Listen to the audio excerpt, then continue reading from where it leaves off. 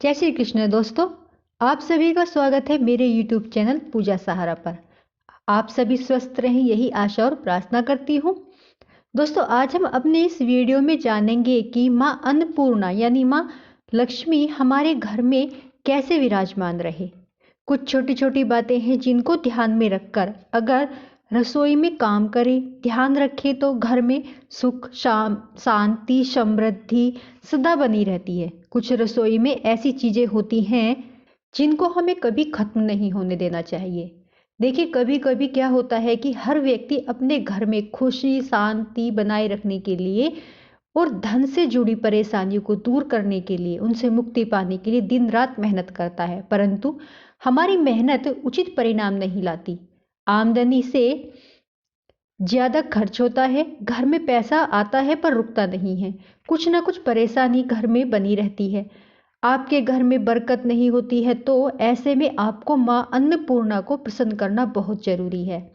हमारी ही किचन में हमें कुछ ऐसे सामान होते हैं जिनके सही तरीके से अगर हम रखेंगे तो उससे घर में पॉजिटिविटी आएगी और माँ अन्नपूर्णा की कृपा हम पर सदा बनी रहेगी।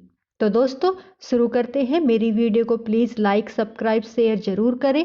पसंद आए तो हमारे घर में अन्न धन की कभी कमी ना हो, उसके लिए हमें क्या करें, ऐसा हम क्या काम करें कि जिससे अन्न धन की कमी ना हो, हमारा शुक्र बृहस्पति सब मजबूत हो जाए। उसके लिए हमें क्या करना चाहिए? सबसे पहला है कि अपने किचन के दरवाजे के राइट या लेफ्ट में किसी भी साइड में एक कांच की शीशी लें, उसमें राई भरें और नमक डालकर, नमक की डली डालकर कोने में रखें। अगर रसोई ओपन है तब भी आप जहां से एंटर कर रहे हैं रसोई में, उसी के कोने में सही जगह देखकर रख सकते हैं।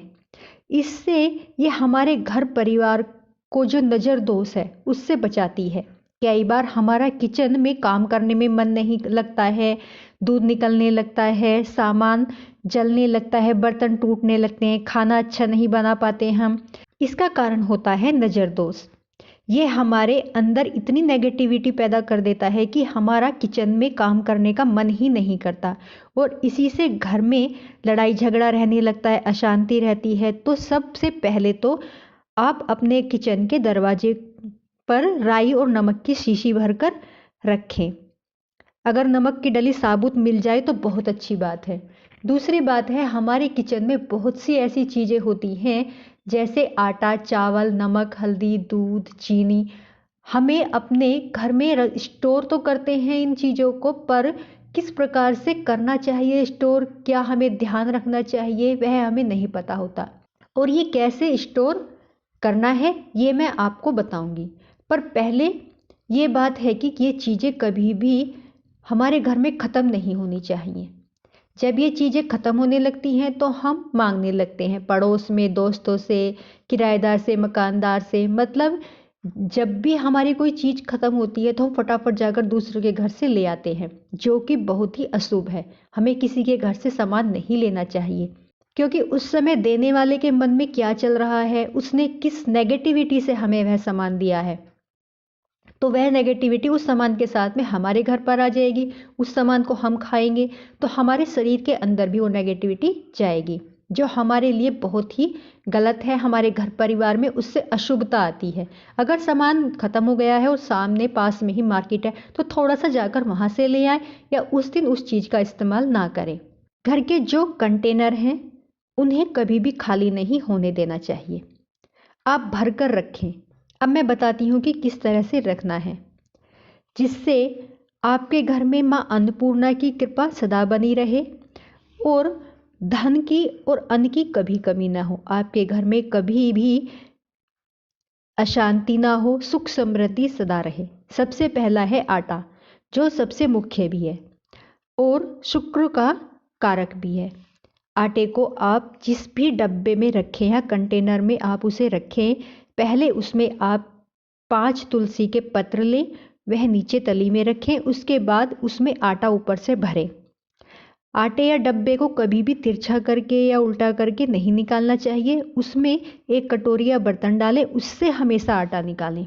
आटे के बर्तन को कभी भी उल्टा करके या तिरछा करके आटा नहीं निकालना चाहिए। जब आप कंटेनर को साफ करें तो उसे आटे को पूरी तरह कटोरी से खाली करें।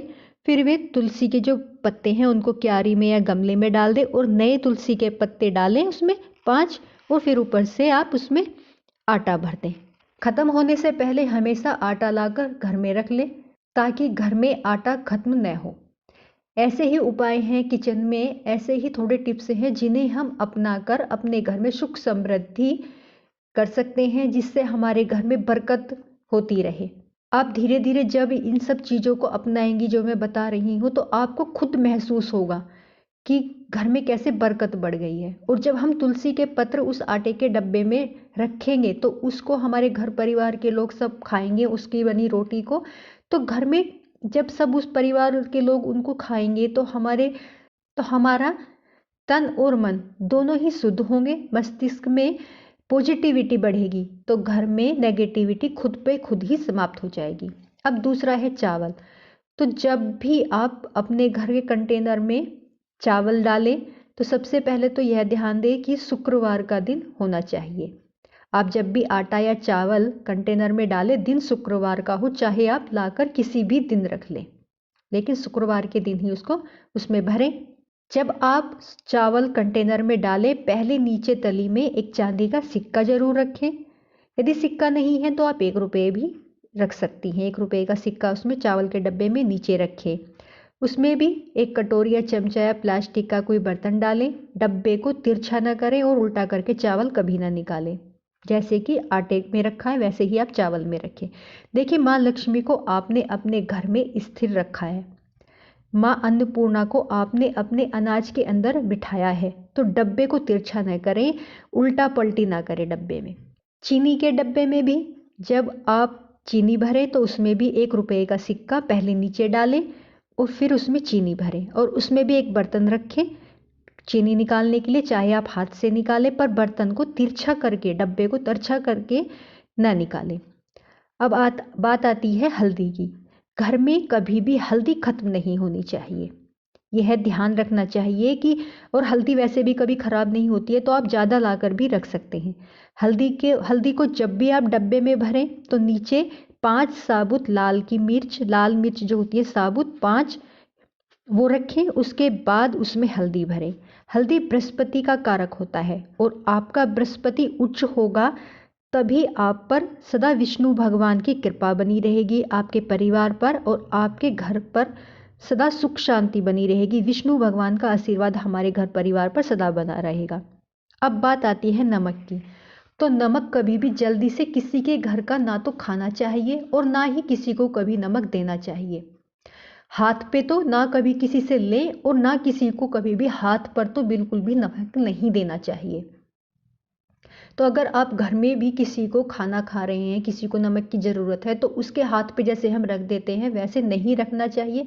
चम्मच से दें या कटोरी में रखकर चम्मच लगा कर दें, ताकि खाने वाला अपनी सब्जी में अपने अनुसार उसमें नमक डाल सके। तो घर में नमक कभी भी किसी का नहीं खाना चाहिए जब तक हमें उसके बारे में पूरा पता ना हो कि कैसे लोग हैं। और जहाँ तक हो सके नमक तो कभी ख़त्म होने देना ही नहीं चाहिए। ये सबसे अहम बात है कि नमक दूसरे का नहीं खाना चाहिए। तो मैंने आपको कुछ चीज़ें बताई हैं, आप इस तरह से फॉलो करेंगी तो आपको खुद ही कुछ दिनों में यह महसूस होगा कि हमारे घर में जो परेशानी थी, बरकत नहीं हो रही थी, वैसा अब नहीं हो रहा है, वह सब बंद हो चुका है और हमारे आपके घर में सुख शांति, समृद्धि, बरकत सब कुछ धीरे धीरे बढ़ने लगेगी। तो आज के लिए सिर्फ इतना ही। मेरी वीडियो आपको अच्छी लगी हो तो प्लीज़ लाइक, सब्सक्राइब, शेयर जरूर करें। बोलो जय श्री कृष्णा।